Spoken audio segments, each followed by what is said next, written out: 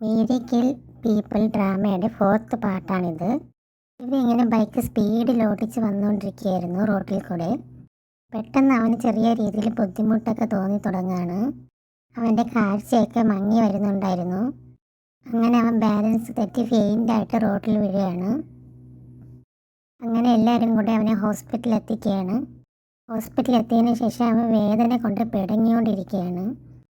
അവിടത്തുള്ള main doctor വേറൊരു ഡോക്ടറുമായിട്ട് discuss ചെയ്യാണ്. ഇത് എൻ്റെ പേഷ്യൻ്റാണ്, ഇയാൾക്ക് ബ്രെയിൻ ക്യാൻസർ ആണെന്നുള്ള കാര്യം.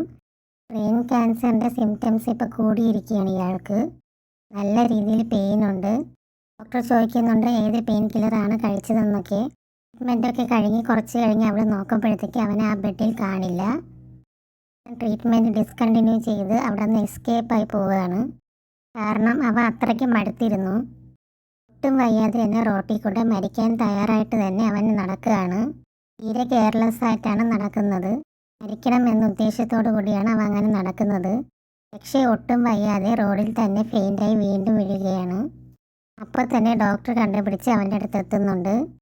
ഡോക്ടറോട് അവൻ പറയുന്നുണ്ട്, എന്നെ എങ്ങനെയെങ്കിലും ഹെൽപ്പ് ചെയ്യണം, എനിക്കിനി വയ്യ, എനിക്ക് എങ്ങനെയെങ്കിലും ഇതിൽ നിന്ന് രക്ഷപ്പെടണം എന്നൊക്കെ പറയാണ്.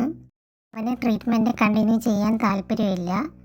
പെയിൻലെസ് ആയിട്ടുള്ള മരണം ഇവൻ ഡോക്ടർ കൊടുക്കുമോ എന്ന് നമുക്ക് നോക്കാം. Thank you.